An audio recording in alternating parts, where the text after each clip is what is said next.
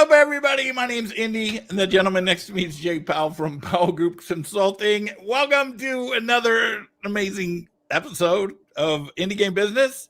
We've got Joshua Garrity on here, the head game scout at Secret Mode. And I know the title says the secrets to pitching and publishing success, but I'm not sure that's what's even going to happen today. Oh, this is going to go off the rails extremely. I mean, we were almost late going live because we were already off the rails backstage. But yeah, talking about things that are totally doesn't have anything to do with that again.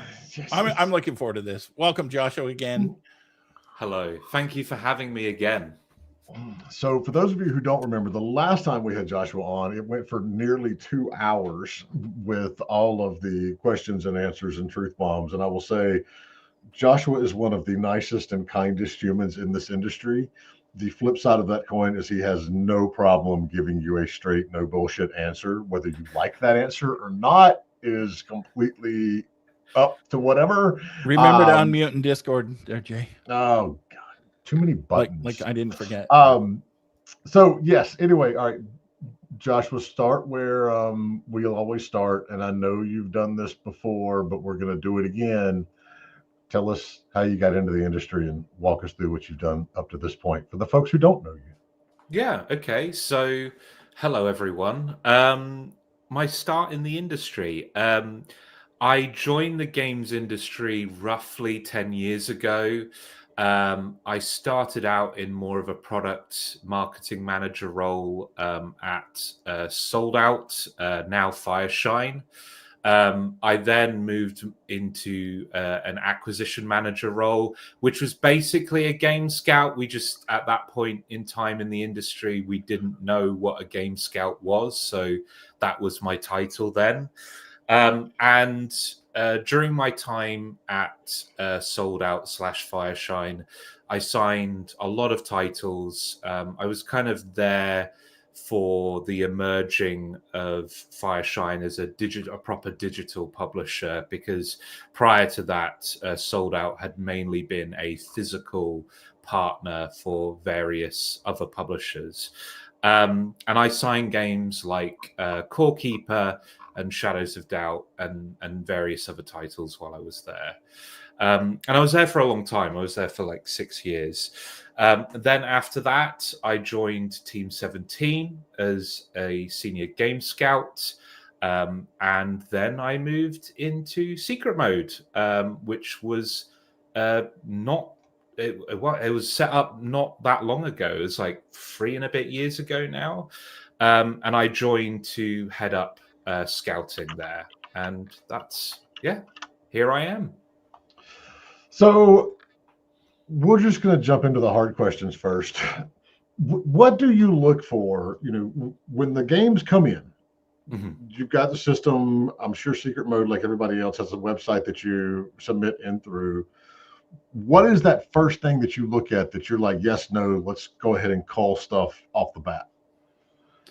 I mean, first pass, I'm going to be super honest.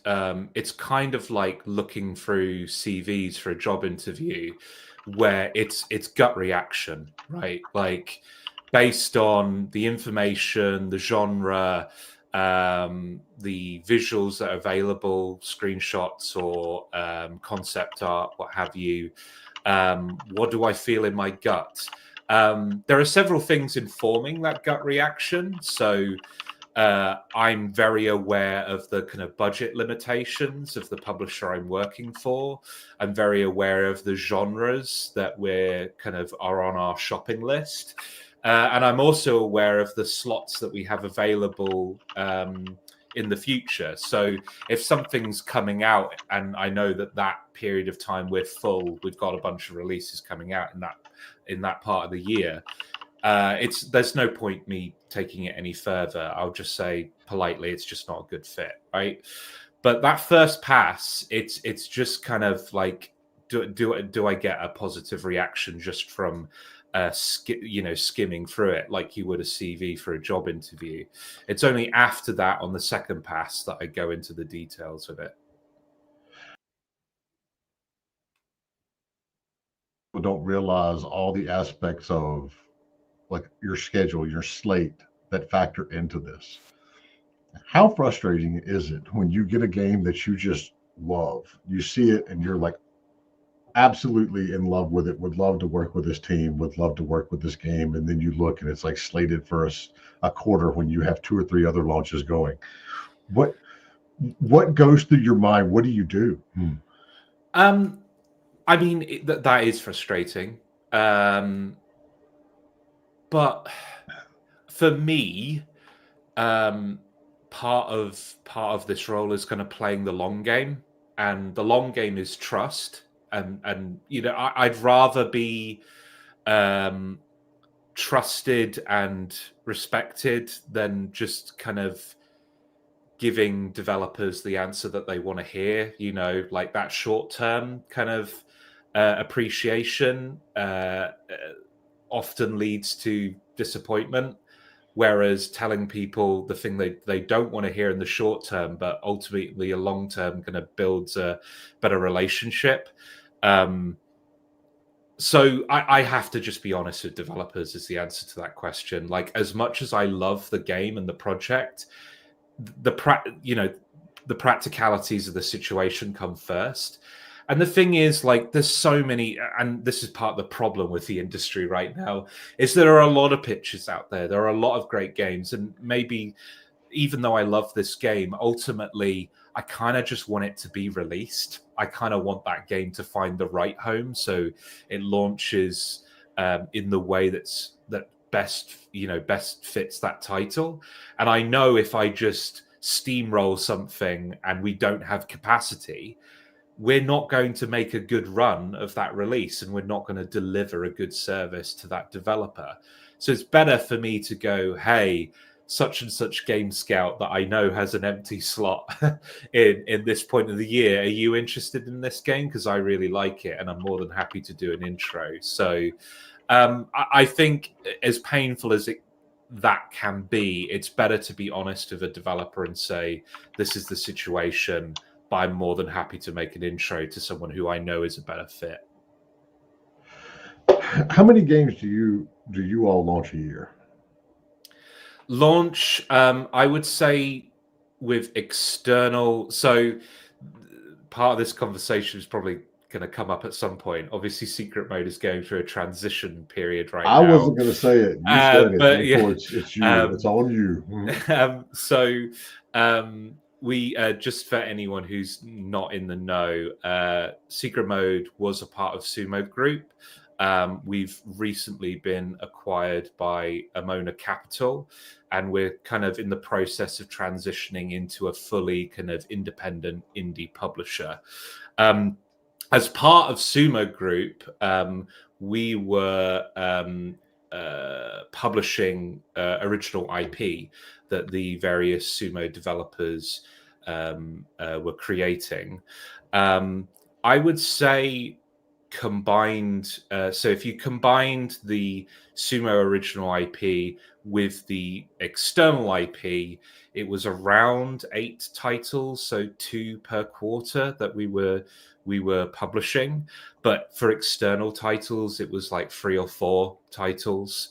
For the foreseeable, I don't think that is going to dramatically change. I think, in this new reality, we're conscious of making sure we respect our capacity and still deliver a really good service to external partners. But I think, one of the advantages, so Sumo have been fantastic during this transition period. And I'm not speaking out of school here, because they've acknowledged this. They're a big organization, a large group, and when you're part of a large group like that, decisions need to go through an approval process. Like a large group like that's like a freight ship. Every turn needs to be carefully considered, because if you turn too dramatically, like, it can cause disaster. Whereas in the situation we're in now, where it's 40 odd members of staff. We're more like a speedboat. So if we want to turn left, we could just turn left. We can make decisions a lot quicker. So while we're not going to suddenly we're not going to start suddenly publishing 10, 20 games a year. I think the ambition is to be more reactive and more flexible going forwards. Did that answer my question? I don't know, but I hope something in there did. Oh yeah, it was the whole about how many you launch a year. See? Yeah. Man, I think I just went off on a tangent to talk about something I wanted to talk about, but that's okay. Very me. Yeah, that's what we're here for. It's not like we stick to schedules around here. All right, so we got two coming in from the Discord already. One of them is very long, and so I'm going to hold off on that one, but I'm going to get to it. Deviant Dice. Akashizi, I'd like to know how much is development funding still relevant? Are we still in a position where publishers are willing to fund the development of a project that has a polished demo, or do wish lists and Steam metrics matter much more? You're going to be frustrated by my answer. It's the classic "it depends" answer. I'm happy to look at a game that isn't out there in the public. There are things that are absolutely required if you're a relatively new developer. And when I say new developer, I don't just mean like just out of uni or just out of college. I mean any kind of new team, regardless of experience. I need to see like something playable. I just do in order to sign a deal. I need a firm kind of production plan from you, kind of giving a sense of when the kind of key milestones are and roughly where you're going to fall in the release calendar. You need to evidence a lot, but you don't necessarily need to evidence like wish lists and things like that. Partly because, for some publishers, and again, you'll have to caveat all of my answers with it depends on who you're talking to too. Because speaking from Secret Mode's perspective, I think we like having that beat of announce. We like having that PR beat. So it can be useful if the game isn't public. That being said, it's not going to necessarily count against you if it is out in the open, if it has been in Nextfest and you can evidence, a lot of demo downloads and wish lists and things like that. But then, if it's a really experienced team that has delivered multiple commercially successful games and have had critical acclaim, I'm more than willing to sign something on a paper pitch based on that. Really? Yes, I am. Again, it depends on the team. And this is the rarest of rare examples, right? There's not many teams that... Because to be frank, Jay, a lot of developers who have that track record tend to want to just self-publish their game anyway. I've had a couple of instances where developers have self-published previously and are now kind of have we missed out? Have we missed out on potential sales by not ever pursuing a publisher? So that's something that has come along recently. But yeah, I am willing as long as there's that track record. But in 90% of cases, you've got to evidence a lot before something gets signed. We've seen the developers that fall in the range of there's two of them that I've seen in the last couple of weeks. One, we self-published the first game. We don't ever want to do that again. We're going to find a publisher. Yeah. Because the right deal justifies the revenue loss because you're getting more sales. And then the other one most recently is a team that was self-publishing but we're financing a bit of it. And so they come back and report in and they said, we just grossly underestimated the amount of work and the amount of time the publishing side of all this takes place. So in some ways, it's a little easier to talk to those teams who have already self-published or attempted to self-publish, because at that point they realize a good publisher. Absolutely. Now, granted, there are shit publishers, we know this, but a good publisher is going to do a lot of work that you're not going to be able to get done if you don't know all the ins and outs of publishing. Yeah. Well, the good news is you answered about half of that long one, so that's going to save me some time. Because the first part of their question is, how does the pitch process differ between two scenarios when one is, to simplify, I'll say, at the paper pitch stage, but it's supported by strong marketing materials and media, but there's no playable. And then the other is they haven't done much on a marketing level, but there is something playable to look at. What's the difference in how those two should be pitched to you? Can you just frame that question again for me? Sorry. So game one has, solid paper pitch. They've actually got some marketing and some data behind it as well, but there's nothing playable to look at. Yeah. Very early stage. Game two has a solid demo, but they have done virtually nothing on the marketing and the research side. So the question is, how does the difference in the pitching look? What are you looking for in one versus right? another? Okay, I see what you're saying. I think in the case where it's a paper pitch, they haven't made a playable, and I'm just assuming this is a scenario where it's a relatively new. It's not like a dev with like a track record where they can just demand a publishing deal on a paper pitch. This is just the initial steps. I think I'm more than happy to look at a paper pitch as long as expectations are managed. Like if it's a case of, and this happens all the time actually, where somebody will just put a paper pitch in front of me and go, is this even worth pursuing with secret mode? Is this worth your time? And I can give them no, sorry, this isn't the right fit for us right now, or yes, I will need this, and this to get it over the green light threshold. So I guess if you're coming at it with a lot of market research and a lot of information, but nothing playable just yet, be prepared for it to be kind of more of a what am I trying to say? Like an information gathering exercise on the publisher side, where it's like I can tell you whether it's a fit, and if it is a fit, what you need to get it over the line, but I can't promise I can get it over the line with those materials. In the case of it being they've got a really solid playable, it's really fun, but they haven't done their research. I guess it's interesting.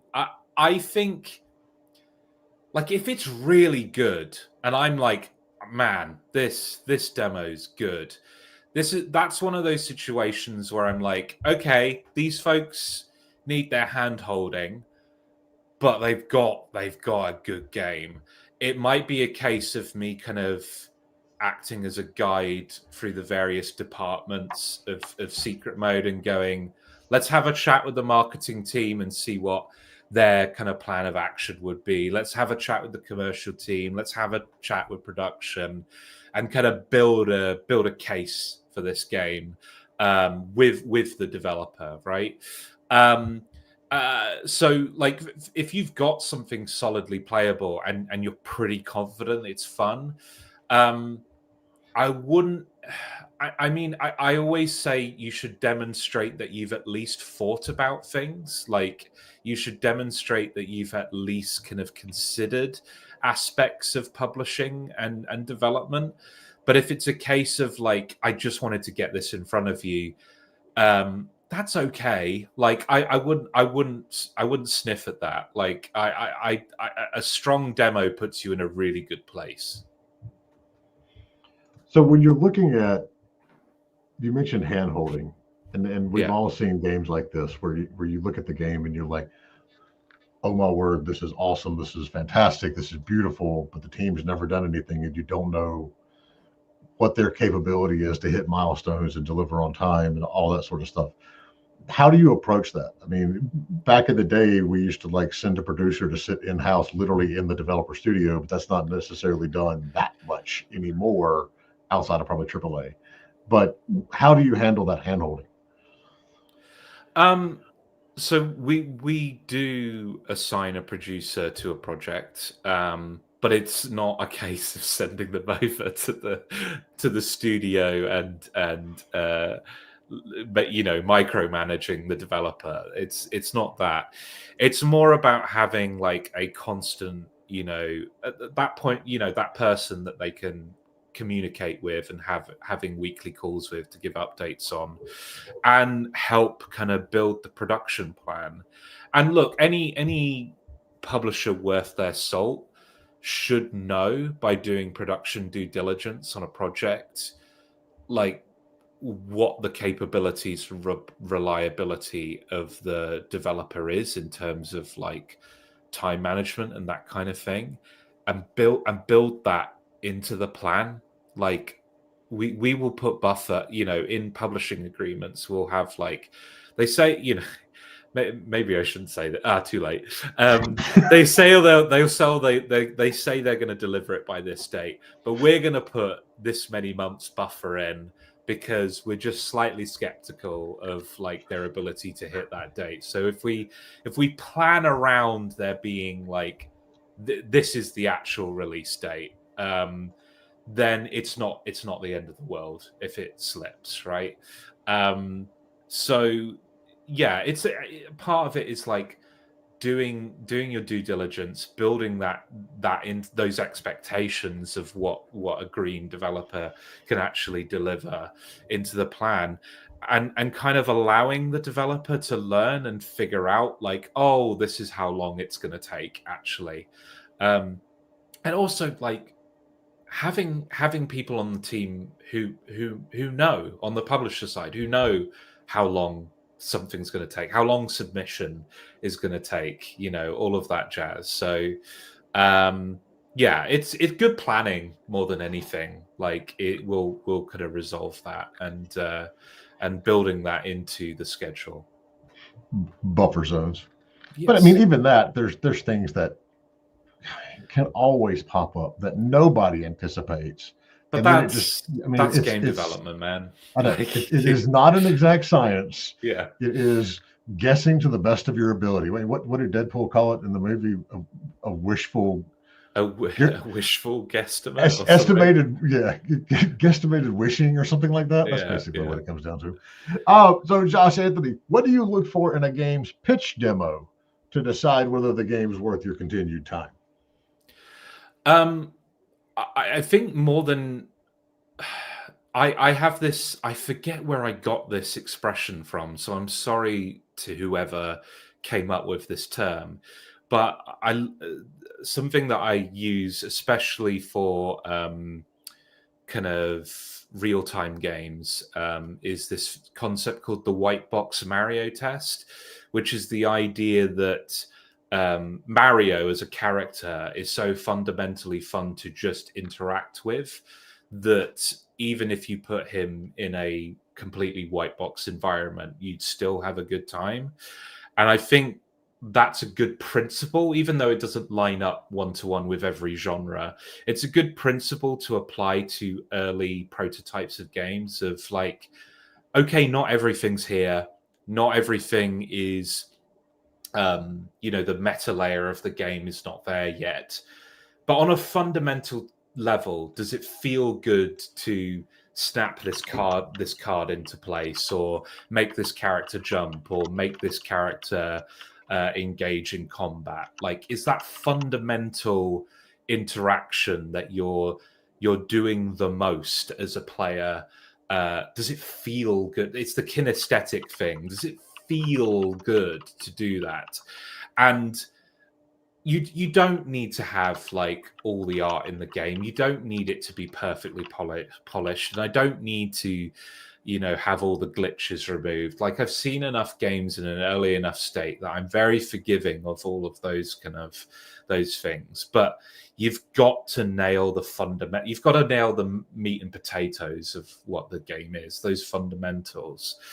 I'm also like, so this is kind of typical of publishers. Like, it's got to be something where I can easily kind of explain it to other people within the company, while also having something meaningfully different about it that differentiates itself. I cannot tell you how many pitches are just Hades, but this mythological setting. And if you're that, it's a no. I'm sorry. Like, because, and it's so blatant sometimes. It's like, mimicking the art, Gen Z's specific art style, but it's Norse mythology. And it's like, if the height of your ambition is to merely emulate your competitors, then you're forever going to look at your competitors' arse. Like, I like, don't do that. You've got to be bringing something new to the table. Yeah, so this is less in the demo. Like, I can forgive ugly prototypes. I do think you need to demonstrate what the kind of final visual quality is in terms of concept art alongside. It could be a separate document, like, here's like an art deck just to show off what we're thinking, like the vision of the final game will look like.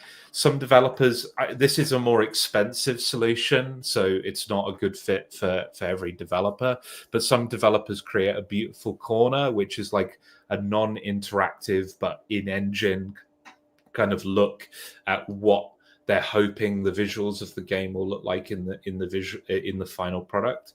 That's always useful. So don't feel like you need to demonstrate all your skill sets in the demo, in the prototype itself. You can have like a separate thing that I can refer to and help. I can use my imagination to cast forward and go, okay, now I see how this art deck translates into this prototype. So yeah, I think I answered your question. I don't know.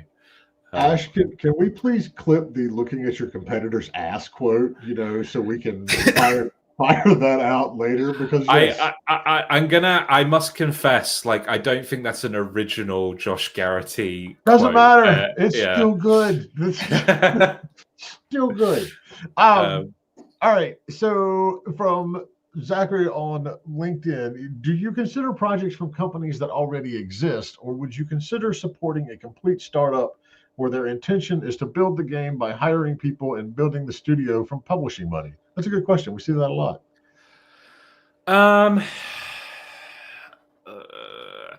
If the thing is, there are situations where a single dev will approach you with a $1 million project, and then they get to the team page and it's like, lead programmer ? Maybe this person. And then have you had a firm commitment from that person that they'll definitely join? They're definitely considering it. And it's like, if it's that, no, I'm sorry. But if it's a situation where you can actually, like, give me a name, give me a face, like, we've got like an agreement, I forget the name of it, but like an agreement in principle, if such and such funding comes in, conditional deal memo or something like that. There we go. Yeah. That's what I mean. Conditional agreement of if funding comes in, such and such person will come onto the project. That's worth entertaining. Now, obviously, all of this is measured against every other pitch that exists, right? Unfortunately, you are going to be compared against developers that do have a team already set up, do have a company already set up. and it is a smoother ride for a publisher if that's the situation. So you have to be even more confident in the materials and the pitch that you're delivering, that we're worth the hassle, basically, to get over the line. So, yes, but you have to go into it considering with in the back of your mind, like, I'm going to be compared to teams that are already set up. What gives us the edge? Why are we worth the extra labor to get over the line? So, just it's a yes with caveats, I guess. All right, so I've got a follow on for you, because this brings up a very, very good point. I mean, our publisher investor list just launched again a couple of weeks ago. So the 2025 one is out. There are just short of 600 companies in it. Every publisher has their own set of criteria and set of, wishes and risks and everything else. And so Ajax has just asked on the Discord, what are the budgets that are currently the benchmark for funding indie titles? We've heard the 1 to 5 million range is non-existent. What are the sweet spots? The reality is there's no sweet spot. It varies from publisher to publisher. Yeah. But sitting on the publisher side of the table, mm-hmm. there are specific core risks that you need to overcome. Like, is this game ever going to even make it to market? What are some of those risks from your side of the table that developers need to keep in mind when they're building their pitch or talking to you in a meeting?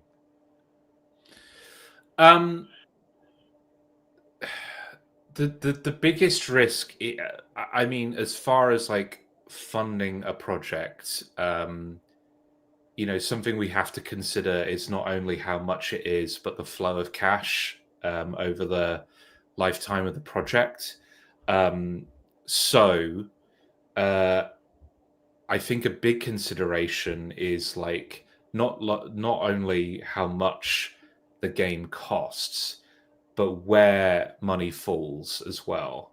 Like, if you're building your milestone schedule and all the risk on our part is like right at the beginning of the project, and then later on it's, just kind of paying for staff salaries and that kind of thing, that puts a lot up front for us to deal with. There's also the burn rate for the project overall, because some delays happen. Sometimes a project costs more than was initially agreed. What are your kind of monthly running costs? Is that going to be an unsustainable situation for both parties if that continues? Like a potentially disastrous scenario is a dev team that can't deliver things to schedule, has a very expensive running cost, and the game is like delayed by a year or something like that. Suddenly that takes a project that could have been really great, and also it's not just the increase in cost.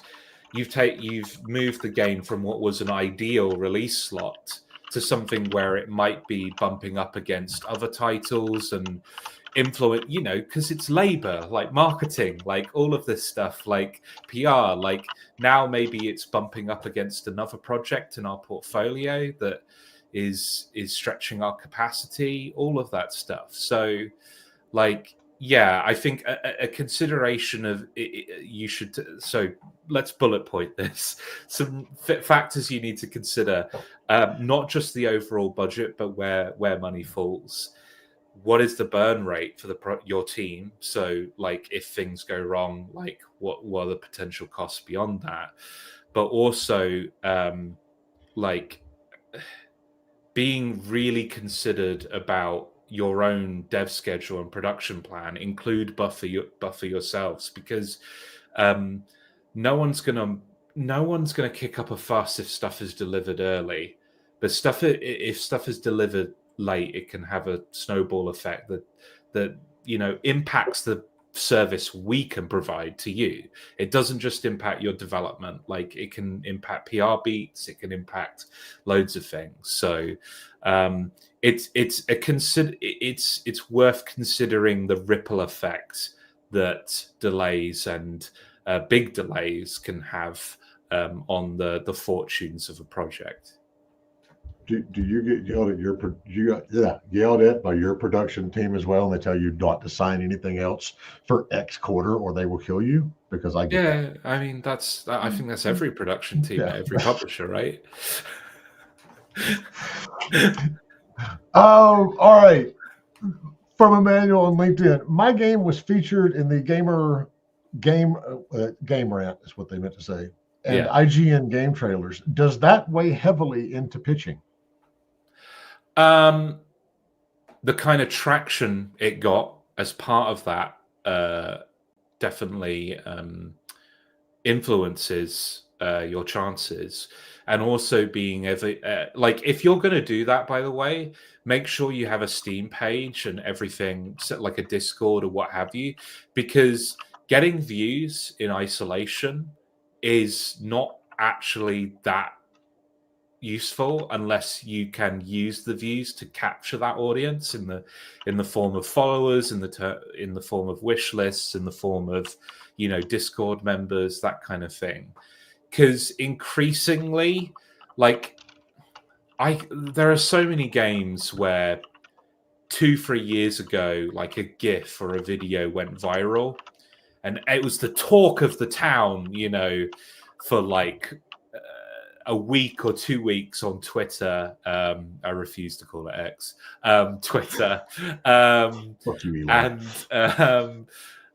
the developers sitting there going, "Wow, we're in for a huge release. We're going to smash it out of the park." And then 2-3 years later, the game comes out and it does fine. It does all right. Because those views only matter for a short period of time unless you capture them in a more meaningful way. So yeah, it's definitely a factor in pitching, but I guess, don't think being featured by IGN at all is like a shortcut to like getting signed, right? Like, it's what happens after that that's more meaningful. So, along the lines of marketing before publishers, let's talk about Nextfest for a minute. Mm-hmm. You only get one Nextfest now. That's regardless of, that's per game, not per studio, not per publisher, whatever, that's per game. Is it advisable, if you are looking for a publisher, to go on Nextfest? No, it's not advisable. I'll tell you why. Because you're basically taking one of the best marketing beats away from your potential publisher. Now, I've got no problem with developers putting out demos.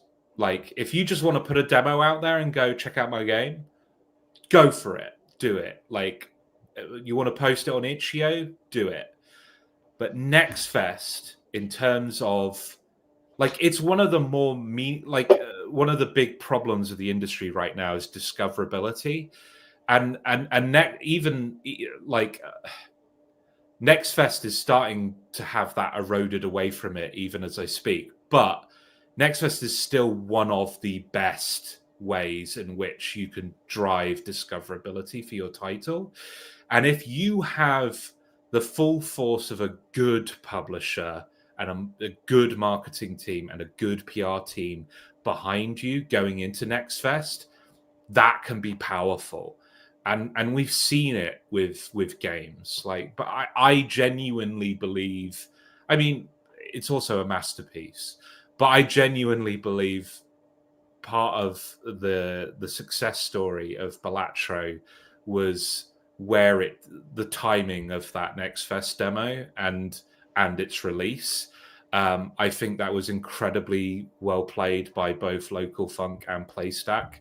And I think it meant that I mean, maybe the game would explode anyway because it's just so good. But I feel like they put it in a really good position to explode in the way that they did because of that cadence of release. So yeah, putting a demo out there, getting like feedback from players, do it. But Nextfest is, if you want to if you're self-publishing, go for it. But if you want a publishing partner, my advice is to hold off on Nextfest until you have a publisher. All right, so we got a cluster of questions here, and I'm not going to post them on the screen because it will take up the entire screen. But and some of these I can, answer as well. So number one is, what do you consider a high burn rate? Especially coming from someone in the UK.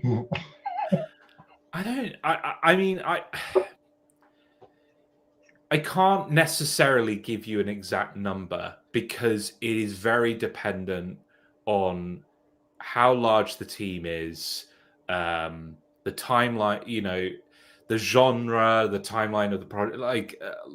There's lots of factors that influence it. What I can say is I know it when I see it. If you're making a retro 2D platformer and your burn rate is $100,000 a month, I'm probably going to look at that with an eye of suspicion.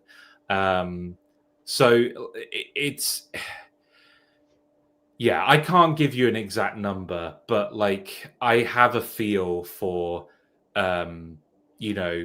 the experience of the team and the salaries that should be involved in that project, the level of work for different genres and different themes. So yeah, it depends. The most frustrating answer of all. Yeah, but that's our go-to answer on the show. Yeah, because it's true. You do know it when you see it. I mean, it's going to vary from publisher to publisher because absolutely. What we look at, for the humble game stuff, and what you look at is going to be most likely on the lower to mid-tier scale than what somebody who's doing, AAA or even a lot of III stuff are going to look at. So it's like the question about what the ideal budget is. There's not one. It just depends on your team, the game, and who you're pitching to, because everybody's got a different sweet spot. And look, if you do your research and talk to people like Jay Powell and get advice from people like Jay Powell, I will say in a majority of cases, people aren't necessarily taking the mick, right? They are pitching it at the right level, and sometimes a project is just too expensive because it is just too expensive. That is how much it's going to cost to make. I believe you. It's just we're not the right fit. And you want that answer. Don't make the pitch that is going to get signed by that person. Make the pitch that is most practical, most sensible for the idea that you are pitching, and then find the partner that fits that. So as long as you're not taking the mick, it's fine. And getting a no from a publisher based on budget is not always a bad thing, because they're just not the answer could just be that they're not the right fit. It's not a problem with your game. There's also the problem of too low, because I see these pitches come in and they're like, we need 25,000 a month as a burn rate, and we're 8 people in central London with a team of contractors that are also in LA. And I'm like, there's no fucking way that number is accurate. I'll be honest, actually. It is less common to see. It's less common.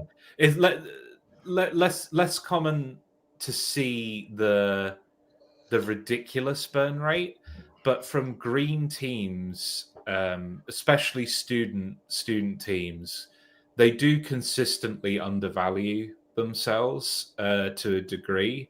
Like some of them will treat like a game pitch like a project, like, especially I'm talking strictly indie here, this doesn't happen anywhere else but indie, but in the indie scene, like some devs will just go, yeah, I'll just take a revenue split, I'll just work on this game in part time. And I'm like, no, I can't allow that. I'm sorry, you've got to be working on this full time.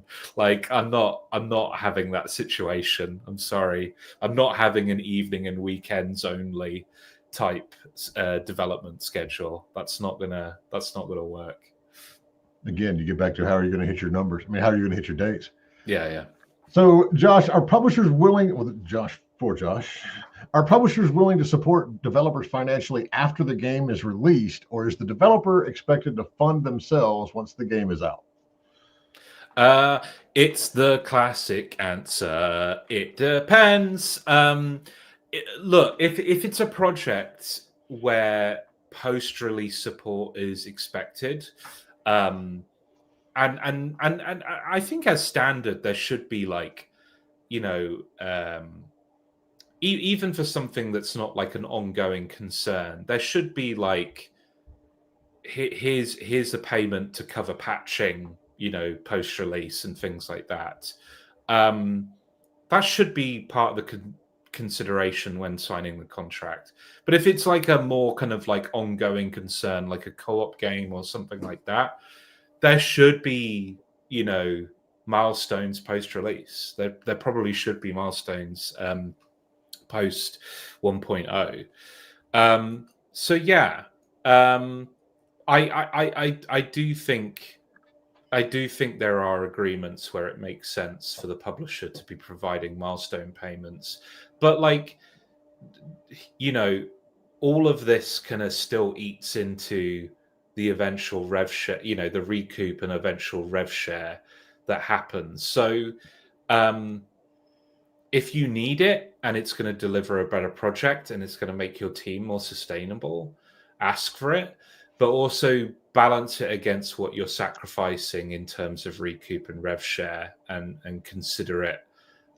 Consider what you may be losing in the long term when agreeing to that. I'll add on to that. It is in the publisher's best interest that you do not go out of business the day after you launch.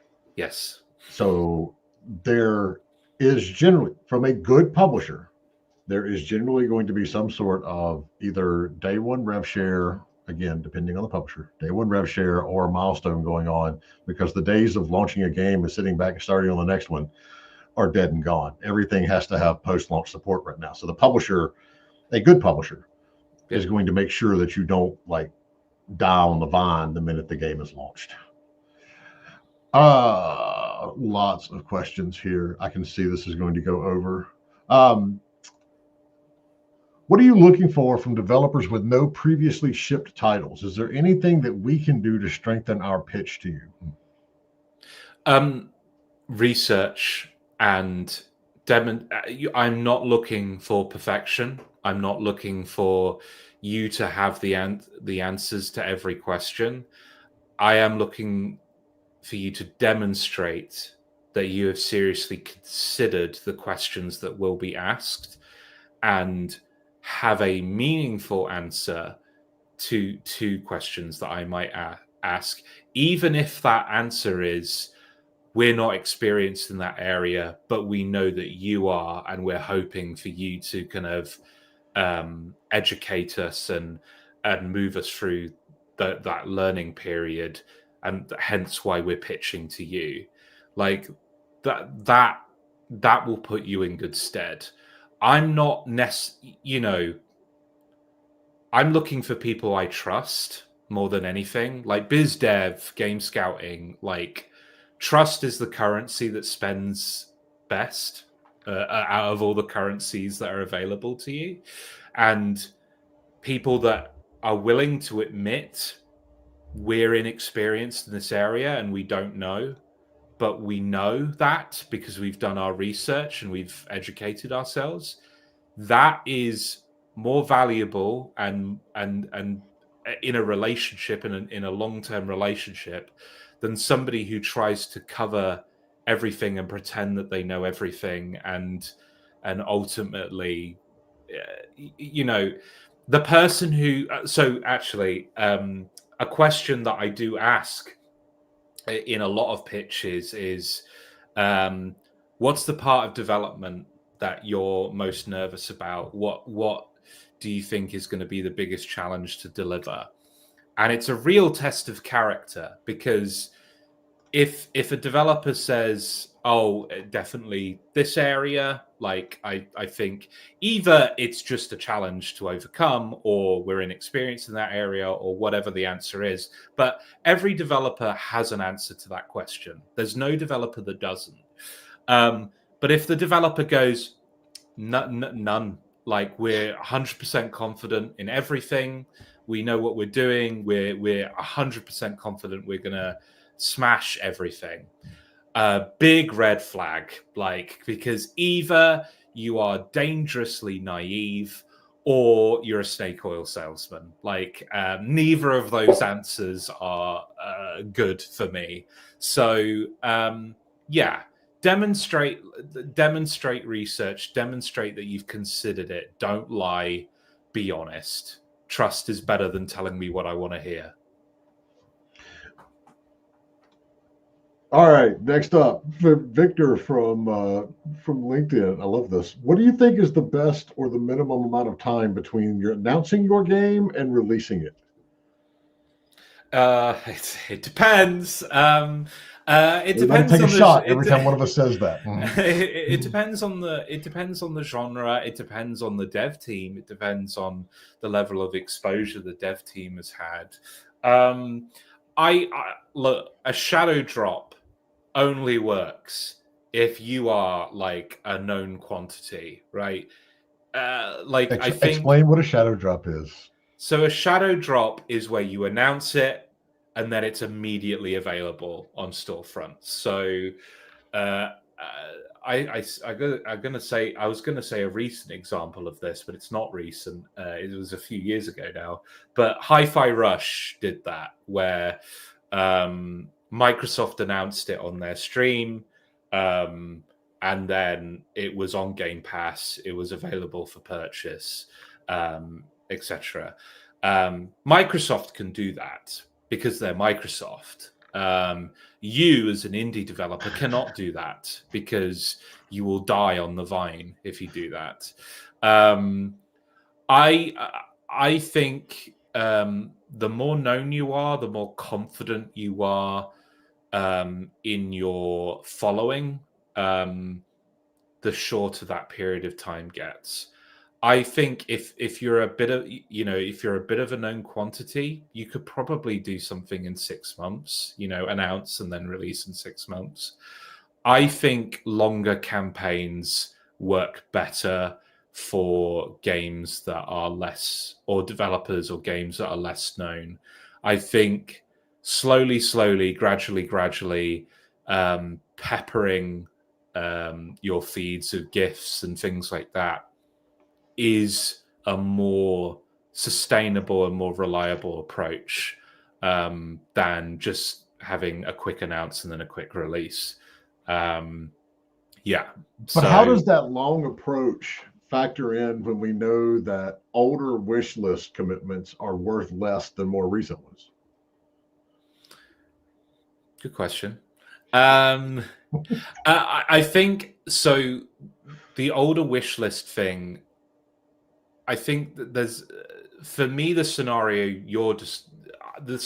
I'm envisioning that you're describing is a game announces, it's really successful, they get a load of wish lists, get a load of followers, but then the Discord, the feeds, they grow fallow, basically, and you've allowed the people that have wish listed your game to forget your game exists, right? I think it's not enough to get those wish lists. You have to keep people engaged. You have to keep that effort going. And I'm not talking about like big trailers or big announcements or anything like that. It's just, oh, here's a GIF. Oh, here's a little thing. Oh, here's me working at my, those cute developer videos. So, I'm working at my desk. I think it's capturing that audience and then keeping them engaged. I mean, something that you're alluding to there as well is wish lists are not as valuable as they used to be because everyone focused on wish lists. It's like a quantum particle. The moment you observe it, it changes its behavior. But I forget again. I'm really bad at crediting people, but I saw something somewhere where somebody said that a wish list used to be a retweet and now it's a like. Which perfectly kind of sums up what wish listing has become. So I guess the other thing is don't have one metric by which you're measuring your engagement. Have multiple. This is just marketing 101. You've got to speak to your audience in multiple areas, right?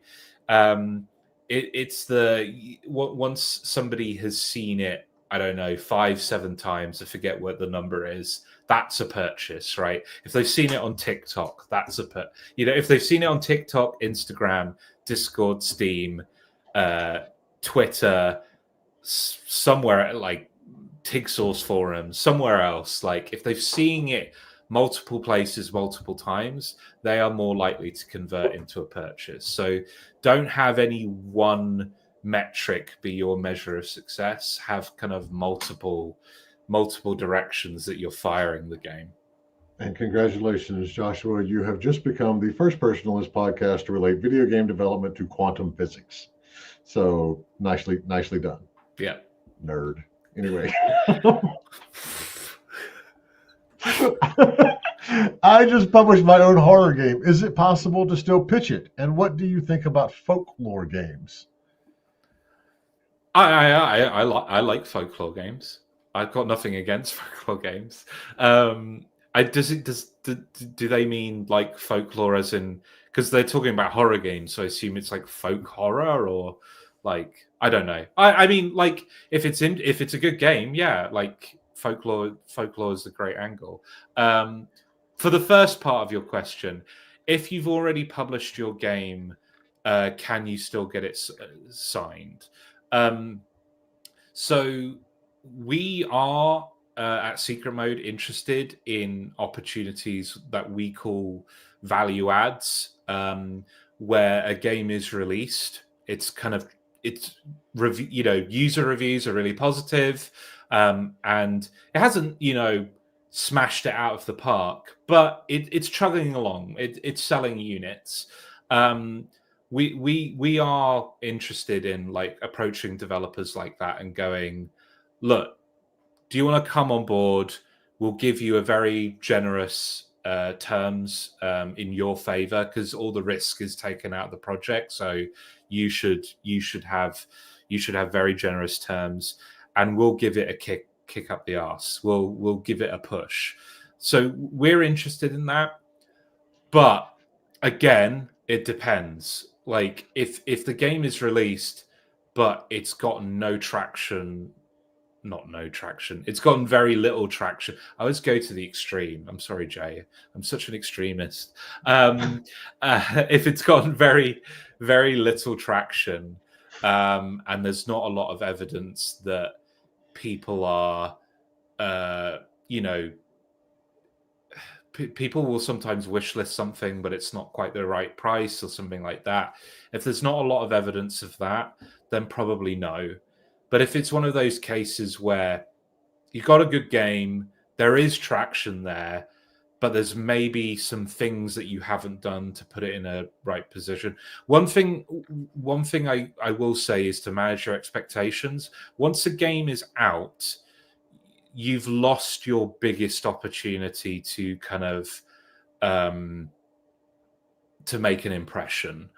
And a publisher cannot magically turn your game into a Balatro. Like that doesn't happen. Like you can't just sign I know a lot of people go, oh, Among Us was a huge success like 2 years. Among Us is like unicorn. Freak occurrence. It's a freak occurrence. Do not by any way think that is normal. That is a unicorn situation. We can't do that. We can't suddenly turn your game into the 10 million unit seller or what have you. But we can improve the revenue that's coming in. We can make a bigger opportunity out of it than it currently is. So as long as the game has some traction and you manage your expectations as to what a publisher is capable of delivering in that situation, yes, it is a possibility. But yeah, consider your situation before pitching that to a publisher. The reason that I really like that question is because 2 years ago, that would have been a hard no. That would have been like, no way in hell, you've already launched it. It's not going to happen. Sorry that happened. But now it's been done in mobile games for several years. There are multiple mobile publishers who are constantly out there looking for things that are great that got buried because they didn't have the marketing dollars to make it pop to the top of the store. But now it's coming to PC because we do the same thing with Humble Games. It's like we are looking at titles that did the very, it launched, it was good, because I've seen these for years. When we were scouting for other publishers, and it's like we pitch a game to the publisher, and they're like, "Well, it doesn't really have that many followers." And I'm like, "Well, no shit, they don't know how to do marketing. That's why it's like that." And so sometimes the devs need to launch that game. And so I think it's important to point out that it's no longer. It certainly is going to inhibit sales. Like you said, you've already missed your if you self-launch with no marketing, you've already missed your major marketing push, but it's not the end of the world anymore. There are publishers that go out and do that. So I'm glad y'all are doing that as well. All right, so we got 30. I've got 30 minutes left. Are you good, Joshua? I'm all right for now. Yeah. Okay. Well, Dan and I both have hard stops in 30 minutes. So if that doesn't work for you, then we're just going to leave you in this room by yourself alone. And let's say I also have a hard stop in 30 minutes. Okay. All right. Now all of a sudden, Okay. Josh has plans on Friday night. Got it. Okay. Let me see. So do you expect, or is it at all helpful if a studio comes to you with a go-to-market strategy, or is that overstepping? No, it's not overstepping as long as you go into those conversations with an open mind. Like we want developers to be part of the creative process of marketing the game, like, because you folks are best positioned to understand what the game is and what the strengths of the project is, right? But if you go into those conversations going, this is the go-to-marketing plan, and this is what I expect you folks over there to deliver with no room, then no, that's not going to work. That's not a healthy relationship. But if you come to it like, we've had this idea, we think this is really cool, we'd love to get your feedback on it and love to get your advice on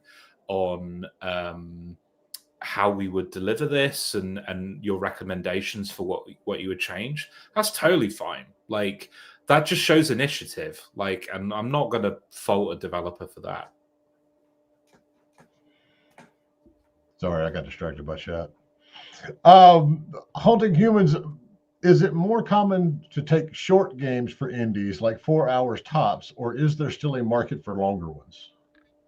I would actually say for most publishers, they're looking for games that have longer run times these days, or quite replayable. It's mostly due to the realities of the marketplace at the moment. In that, with 4 hours, you're over this threshold, but like really short games, like you're in danger of being within that Steam refund length where people could just play it for 2 hours and just immediately get their money back, which is dangerous. But the other factor to consider with short games is people playing your game continuously increases your presence on storefronts and thus your chances of selling yet more games. So if you're the kind of game that's 4 hours long and it's really good, like it's excellent, but it comes out, everyone who's excited for it plays it, they talk about it for a week, and then they cease talking about it, and then it just drops off. It can harm the long tail of that project, unless you're like unless you're like mouthwashing, which is just it's a short narrative game that has done incredibly well. But it's done incredibly well because it has some of the best writing that games have yet seen. And again, that's a unicorn situation where that team delivered at such a high standard that people just didn't shut up about it. But in most cases, it will count against you. Now, this is not, to be clear, this is not me saying don't pitch a short game. This is me just saying be aware of the factors involved in releasing a short game and how a publisher will view it. Because if you're a really, really expensive 4-hour game, how are we going to recoup that investment? Whereas if you're a relatively inexpensive game that can be replayed multiple times with different outcomes, different gear, that kind of thing, publishers more likely to look on you kindly. And yeah, it is a product of the water we're all swimming in, that decision making is taking place, but it is something as a developer you should be considering. Sorry, I'm getting distracted again. Sorry. I love this question coming into GDC. Would it be better to book a meeting with a publisher at an event rather than sending emails? I know emails can simply get lost or don't carry the weight that an in-person meeting could. I think meeting people in person is better for an initial approach than sending an email blind, because look, we're all squishy humans in reality. We're not, super practical, sensible machines of efficiency. And the truth is, if I meet someone I really like in person, they pitch to me, I am more likely to remember them and remember to follow up and remember to give them feedback and all that jazz. If you send a blind email and I skim through it, look, the thing is, the factor that most developers know this, but some developers aren't aware of, is the sheer quantity of pitches coming in to Game Scouts every day, all the time. If you're just another email in the inbox, you risk being one of those pitches I skim through and go, gut feel, this isn't for us, and send you a rejection. Whereas if you meet me in person at an event and kind of really talk me through it and kind of argue your case, you have a better chance of standing out. You just do. Now, what event you do that at depends. I think I shouldn't say this because we're going into GDC, but GDC is a hard event to stand out at if you're a small developer, and especially if you're just starting out. It's also an expensive event to attend for most people. So don't think you have to go to the Gamescoms and the GDCs to get someone like me's attention. There are more grassroots events available to you. There's stuff like, this is maybe not useful to the US listeners currently, but there's events like Arctic Game Week that's open to people in the kind of Scandinavian region to pitch their games. There's stuff like First Playable, which is open to Italian developers. There's events like Big. There's all sorts of events everywhere where you're more likely to stand out because you're not competing with everyone all at once. So yes, I think events are better, but consider what events you're going to and what your chances are at those events. Oh my God, I could not have said it better myself. That's what disheartens me when I see developers and they're like, we're going to GDC because we have to have a good one. This is our only chance to get published. And I'm like, no, we're going to see. I don't have as many this year, but there's been years where I had 100 pitch meetings at GDC. Yeah. And so, and Joshua and I run on a lot of the same circles throughout the year. It's like we were both at Arctic Dev Week. I'm going to be at the Romanian, I believe it's called Dev Play this year. Yeah. When I'm scouting games and just for business and networking, I love those shows because it's not, I'm in San Francisco for a week. I spend 30 minutes with you and then I'm going to have 100 other meetings and, I'm not going to see you again. When you're at these smaller, more grassroots, events, you not only see the person in your meeting, but you're usually going out and having dinner with them that night or hanging out, coffee in the morning because we're all in the same hotel. It's just, you get a much more genuine relationship building circumstance at these smaller shows. And that's why I have grown to absolutely adore them. And I'm doing more and more of that versus the GDCs and Gamescoms. Yeah. Oh, wait, the chat moved and I clicked the wrong one. We'll go with this one. Emmanuel on LinkedIn, one big problem is when a genre is really saturated and there's too much competition. Does it help when a game idea has a patent behind it to protect the IP? Can I be not brutally, just frank? I rarely encounter this, like having like a patent for an idea or a mechanic in the area that I've worked in, because I have pretty much existed in the indie sphere for all my career.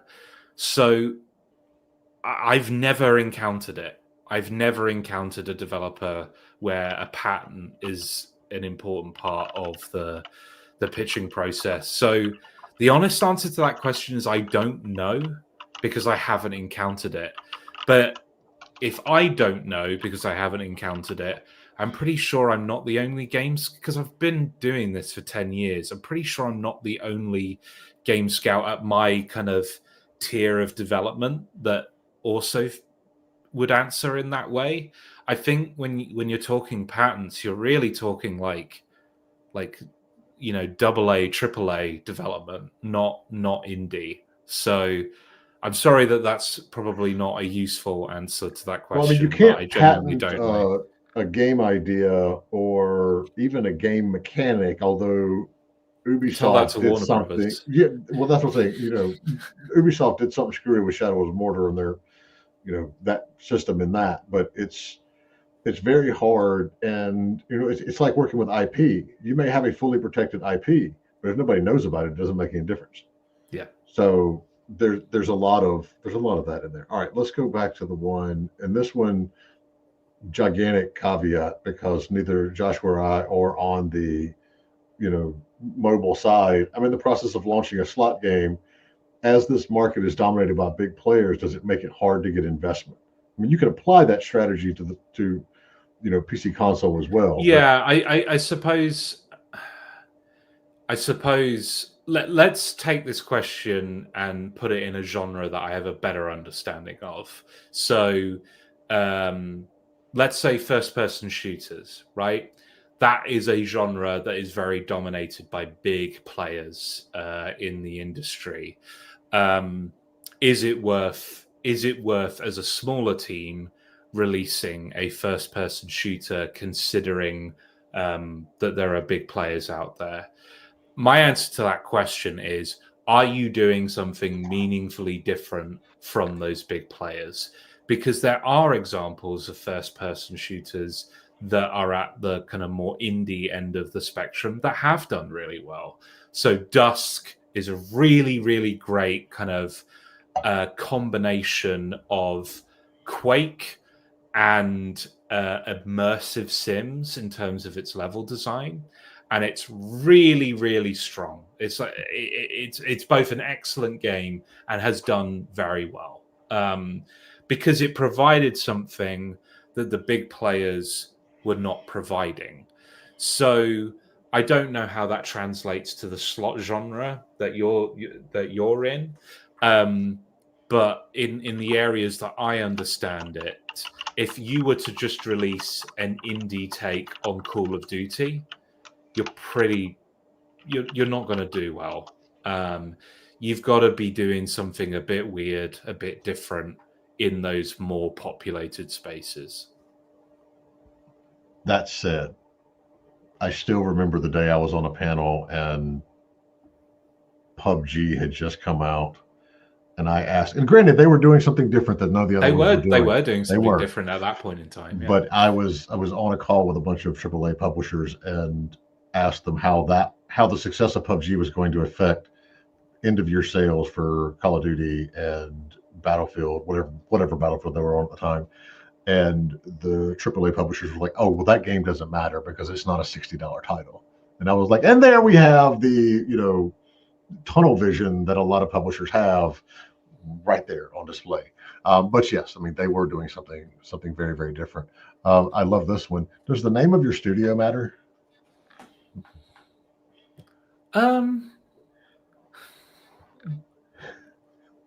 Yeah.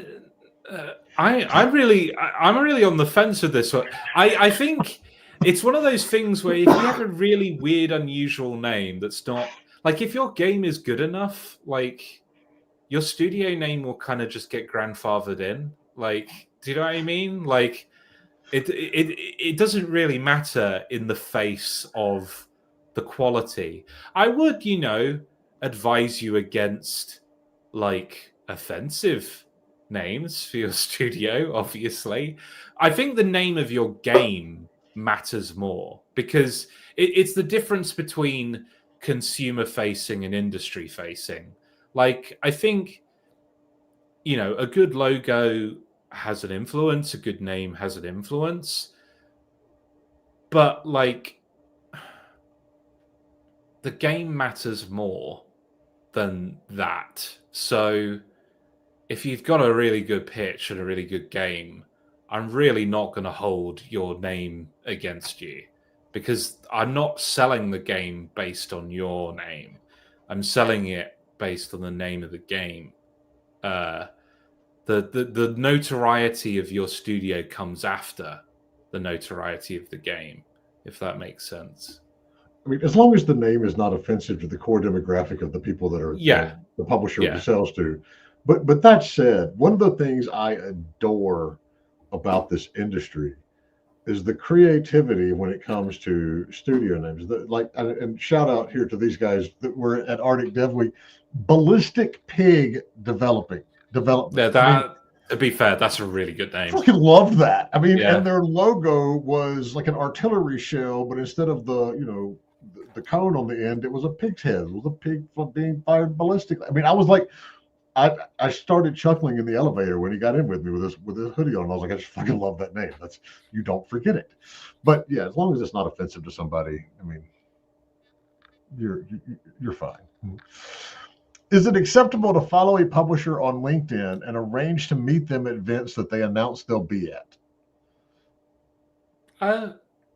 Yeah. Isn't that the purpose of LinkedIn? I've got no problem with that. LinkedIn is a networking platform. Like, I would crossing the line for me would be if you found my personal email address and then started sending pitches and chasing me up via personal means of communication. That is a line. But like, LinkedIn exists for me to be a channel for exactly what you're describing. So no problem whatsoever, as long as you stick to LinkedIn when you do that. For those of you who are newsletter subscribers, we will be sending Josh's personal email address in the next newsletter. So that way you don't have to worry about it. You already have it. But we do need to, so when we were at Arctic Dev Week, the folks at Agora Gaming Partners and, Arctic, I forget the name of it's Arctic Dev, the organization. Arctic Game Week. Yeah. Well, no, but the organization that Arctic Game. Arctic, yeah. Anyway, they do a thing where we have to stand up and pitch as publishers to the developers, which I love, and then I stole for our own events. But we do have to bring up, because Meg over at Team 17 had an excellent slide talking about, this sort of level. Yes, it's okay to follow them on LinkedIn and reach out when you're going to events, but there's a line where it gets really weird, and you have to not be weird about it. Because there's a lot of different people like their personal space. They don't want to feel stalked. So as long as you're doing it professionally and not being creepy, you're okay. Yeah. Tune in. Yeah.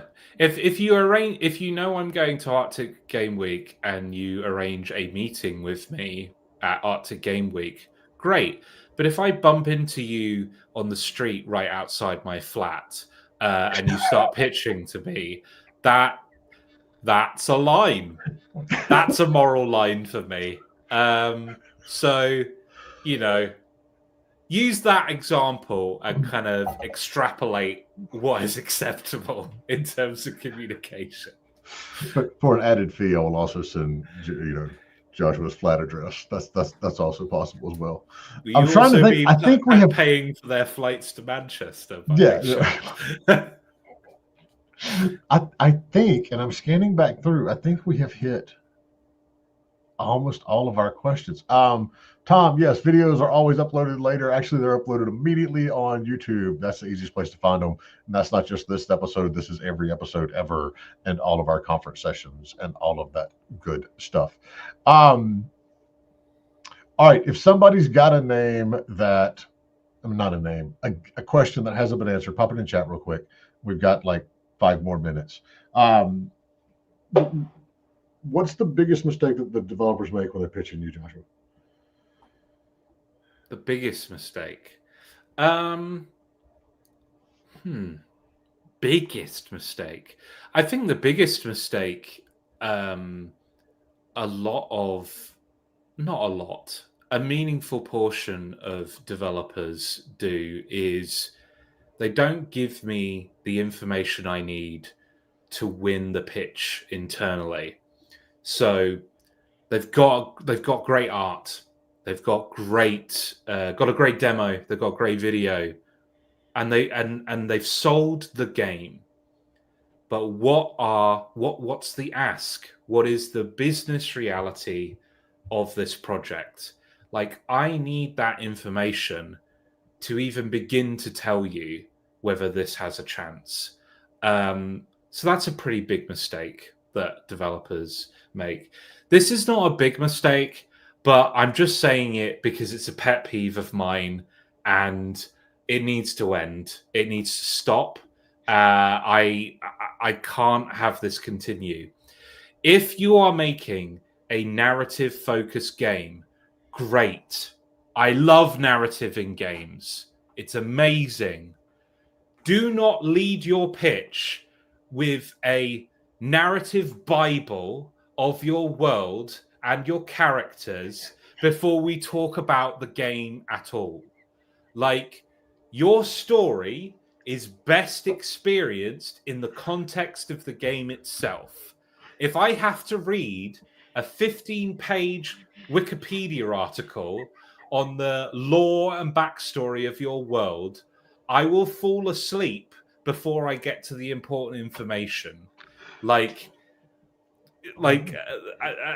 Jay will laugh because I use this example every time I talk about pitching narrative. This is the most passionate you've been in the last 90 minutes. Sorry, it annoys me so much. Like, when Vince Gilligan was pitching Breaking Bad, he didn't do a big soliloquy about Walter White and he gets diagnosed with cancer, blah, blah, blah. His pitch was, I'm going to take Mr. Chits and turn him into Scarface. That got to the core emotion of the story he wanted to tell. That is the way you want to pitch storytelling in games, is get to the core, get to the key emotion that you want to convey.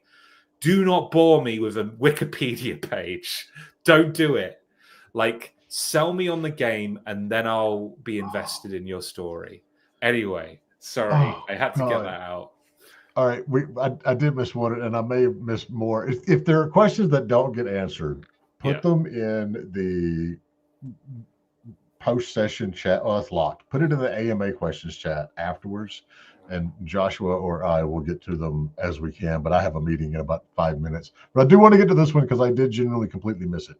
Is there anything specific that you look for when reviewing pitches for online multiplayer or co-op games? I'm gonna be honest. Going forward, we're probably looking at stuff on the lighter end of the multiplayer spectrum. So we're not looking for, I guess the broad category you would use is like gas style games, where Secret Mode is not looking for those actively going forward in this new era that we find ourselves in. But with that in mind, I think the key thing is multiplayer games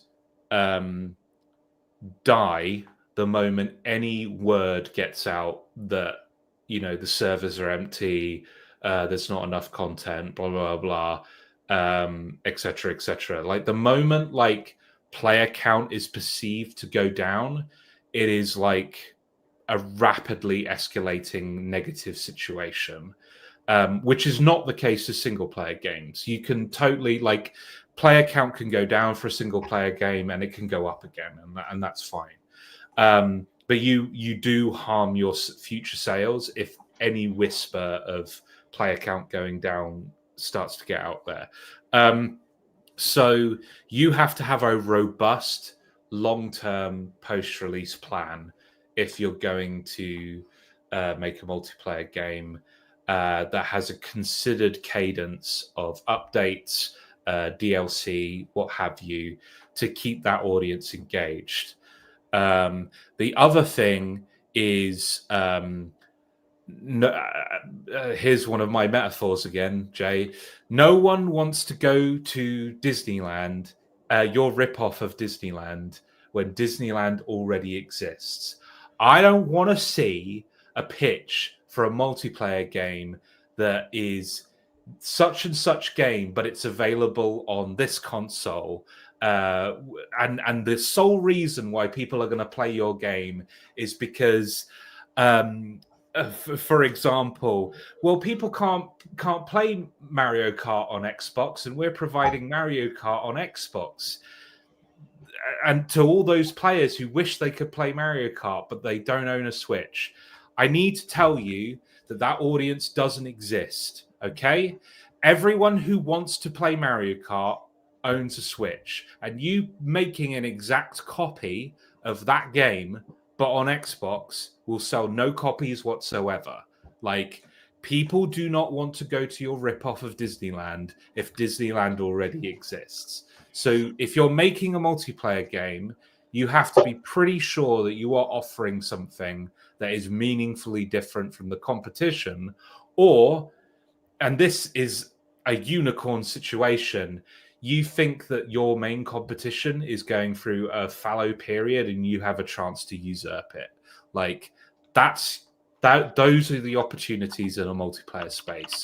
Do not provide an exact copy of something that already exists, but on a platform that it wasn't available on, or it just looks better. Like, because that doesn't work. That's my advice. And with that, to the rest of you who have questions, take them over to the Discord and we'll get to them, because we do have to go, because several of us have, hard breaks. Joshua, thank you so much. This is never dull. I absolutely love it. And yes, we will continue to do that. Now I've got to get Eves back on here again so we can do, cross, or we'll do one of our panels where all of us that end up in these things start doing it anyway, all at once and arguing. Anyway, Dan. It's a pre-show. That's what people want to hear. They want to know what we're talking about before this. Well, that's true. Yes. True. Thanks so much, Josh, for coming on. Hopefully I'll see you at GDC. We're all going to GDC. So the week after next, there's not going to be a podcast unless you're going to do a podcast from GDC, Jay. Hell no. No. Friday at GDC, I want to do nothing. Let me go ahead you just got a table that. and get all the Game Scouts in a hotel room and do like honestly, we should do that one time. A bunch of us just, in a pub or in a coffee shop or whatever and record that shit, because that would be gold. Anyway. Sorry, Dan. That might get people fired. Well, not if I own the company. Right. You just be hiring a bunch of Game Scouts. I'll just get canceled. Or try to get. I'm going to try to cancel. Yeah. So thank you guys for tuning in. Thank you for tuning in. This is also going to be a podcast soon. So it's on Spot. We got a Spotify. You know that? Did you guys know that? As well. Yeah. Look at all the links. Website, indiegamebusiness.com. Thank you for tuning in. If you got more questions, go into the Discord where Jay said and ask those questions. I see there is other questions in the Discord right now. So go into the Discord, ask the questions, and Jay and Josh will get to them as soon as possible. But thank you so much for tuning in, and everyone have an awesome weekend. Bye, everybody.